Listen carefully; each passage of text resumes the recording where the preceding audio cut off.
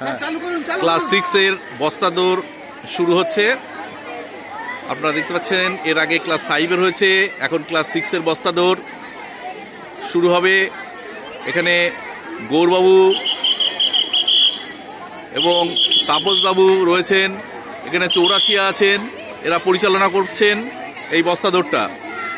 দেখুন আমাদের ছেলেরা এবার স্যাক রেস কেমন দৌড়ায় আমরা দেখব।